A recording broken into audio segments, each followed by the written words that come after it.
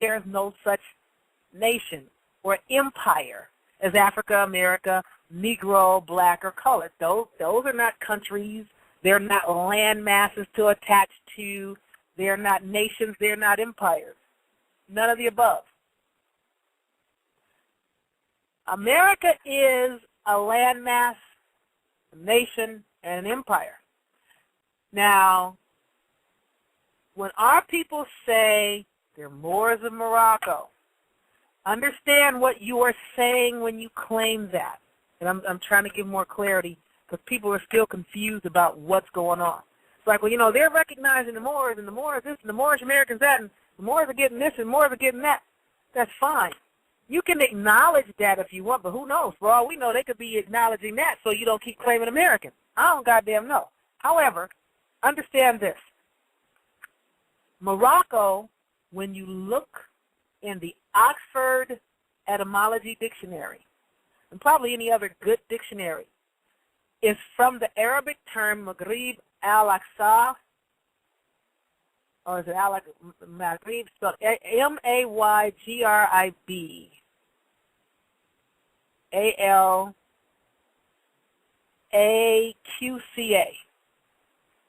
Okay? M-A-Y-G-R-I-B, Maghrib, or Maghrib, because I don't speak Arabic, so I don't know if I'm pronouncing it correctly. A-L-Aqsa. A-Q-C-A. A-Q, I think it's A-Q-C-A, which means the farthest and most extreme west. So the word Morocco means the farthest, most extreme west. According to today's modern-day maps, America is the farthest, most extreme west on today's maps. I don't know what the hell it was before, because people say the maps are upside down, the maps are backwards. I don't know. Don't start me lying.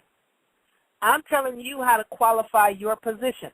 So you don't find yourself talking about, I'm Moor, I got rights, and I'm a Moorish American under the amendment, what is it, Article 6 and the Treaty of Morocco, and I'm under the Treaty of Morocco and Article 6.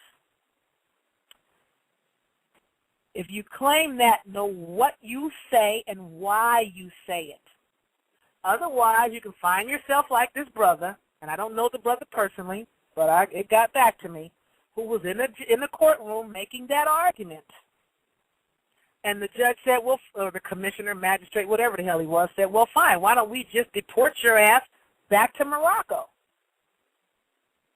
The brother didn't know what to say next, because, again, people have my brothers and sisters saying shit without clarifying for them what the hell they're saying and why. Yeah, it sounds good, it looks good, but know why you say it. So that if somebody comes at you with that bullshit, you can turn around and say, oh, the hell you will. The term Morocco means the farthest, most extreme west. America today on modern-day maps is the farthest, most extreme west, which makes it Morocco. The farthest, most extreme west on today's modern-day maps. Well, how do you know you're a Moor? What do you mean you're a Moor? How can you prove you're a Moor? Excuse me? Well, according to all of your dictionaries, and none of my niggas wrote these damn dictionaries, according to all your dictionaries, the term Moor, which is a capital M, which makes it a proper noun, the term Moor means any dark complexion person. Shit, I'm dark complexion. You lost me there. What are you talking about? Do not let people make this verbiage about Moor and Moorish be about religions and temples and shit like that. Don't let them take you there. Because, again, it could be like everybody said, Moors, whoever. We don't know exactly what the hell that meant or how the hell that started. And that could be, back in ancient times, that could have been the Europeans' way of saying nigger. We don't know what it was. Could have been a derogatory term back then. May still be a derogatory term even now. You just claim it because this is what the definition means. Any dark complexion person.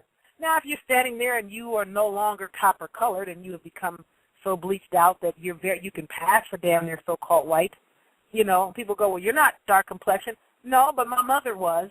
My mother is. And I am what my mother is. Or my parents were. or my grandparents were. I'm from these copper-colored people or these dark-complexioned people, so that means the term applies.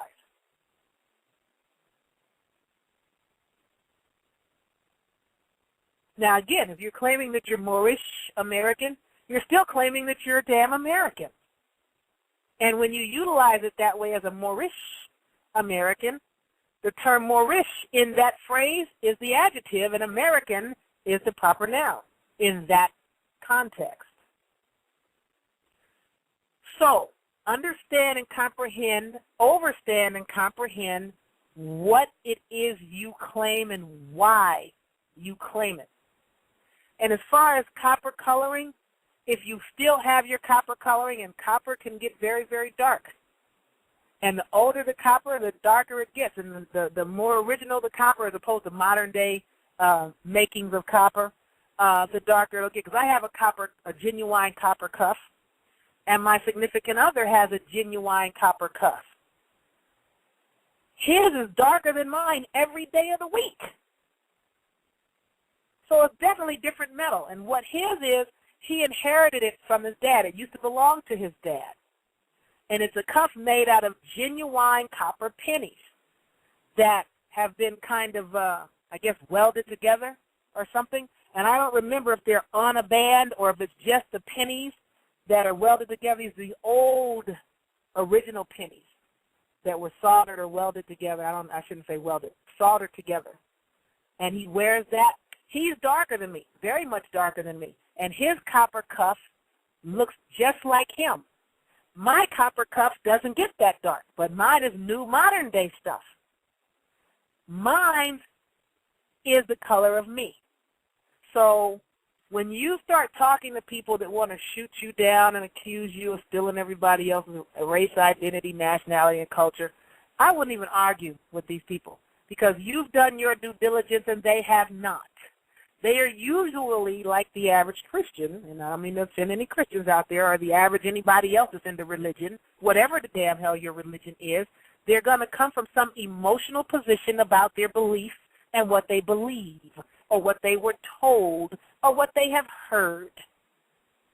They have not and usually are not going to do any due diligence. They're just going to argue you into hell on their beliefs, and you will waste your time.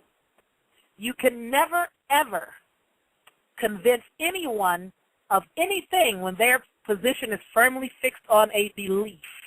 So if they believe that they're superior to you, or they believe that all y'all are criminals, or all of us are criminals, or they believe that your people are always stealing somebody else's race, nationality, identity, and culture, there's not a damn thing that you can say to them or show them to the contrary. So don't, you have your own life to live. Screw them and let them go on in their ignorant bliss. They're not the people you have to worry about anyway. The people you have to worry about are these people in the oppressive position. And most of them at the very, very top, they know who you are. They know who you are.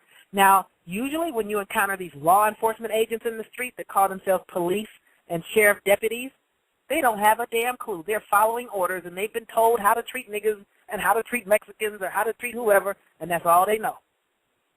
And they're following protocol because they're good followers. They're not individual. They're not independent. They're group thinkers and group think. That's why they get those group-type jobs. Military, law enforcement, they gang up on people as a dog-packing groups, and they come at people as a dog-packing groups. Even the religion shit is groups, group thinkers. Most people that are looking for the truth, most real, genuine truth seekers, are not group, dog-pack type people. Even though some of them will get in groups, they'll get in a group and check it out for a while. Then they'll go, okay, I got all I can get out of this group. They don't suppose the shit. Then they'll go to another group, check it out for a while. Okay, I learned this and this, but I got to get the hell out of there. They're crazy too. We check out another. And they go from group to group to group, and they go from thing to thing to thing because they are genuine truth seekers. A genuine truth seeker is not a dog pack type person, even though they may every now and then get into dog pack scenarios and do dog pack type of things. Eventually they will separate themselves from the shit and get into something else because they'll realize at some point that they screwed up and that they should not have been involved in this, whatever it was they did, whether it was a group train or a group rape or whatever the hell it is, group drugs, or they realize at some point, oh, wow, I shouldn't have been there. What the hell was I doing? What the hell was I thinking? My mother didn't raise me to be like my daddy. My daddy would kill me if he knew about this, or whatever the case may be. They wake up and they do better. When you know better, you do better.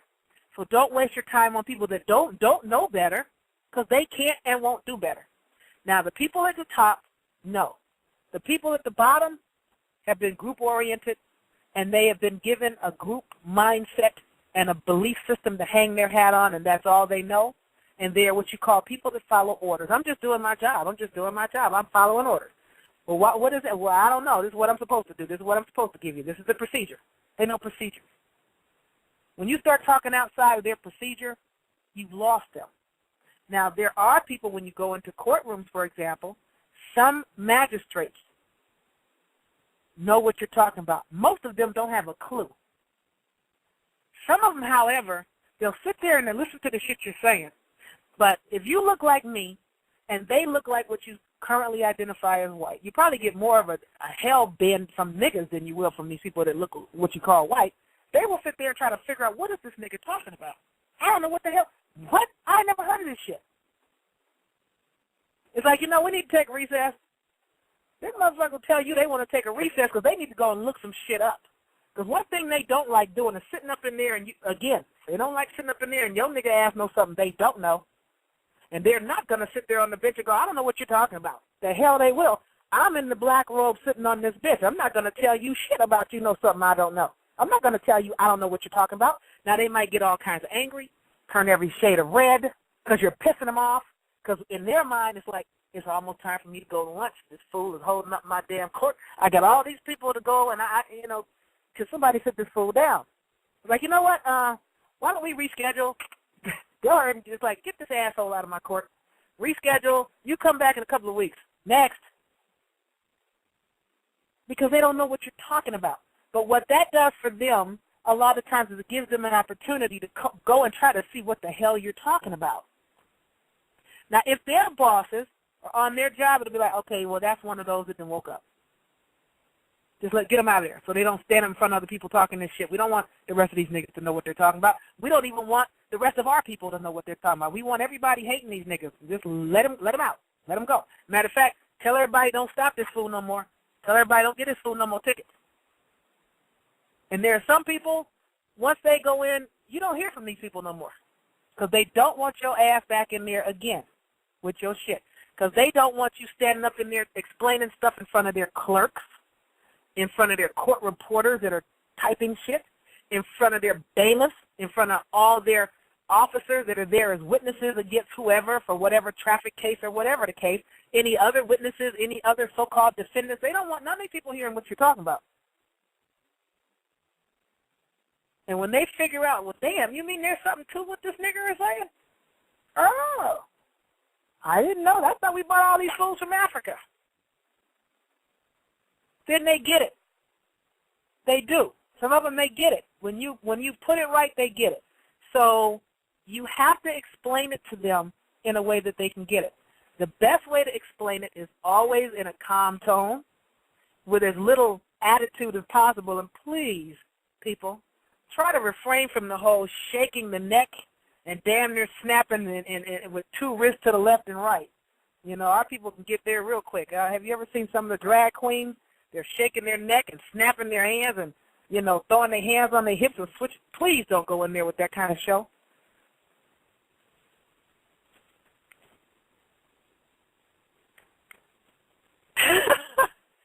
Hey, Ak, what's up, Georgia? My Ak in Georgia, he said, LMAO, laughing my ass off. Anyway, I'm saying go in there as clear as you can, preferably sending a document ahead of you in paper form.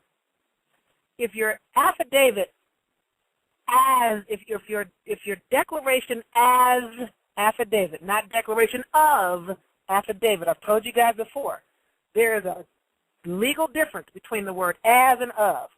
These little words, at, as, of, to, you better look that shit up in Bouvier's and Blacks. Those words do not mean what you yourself may think that they do. So when you create your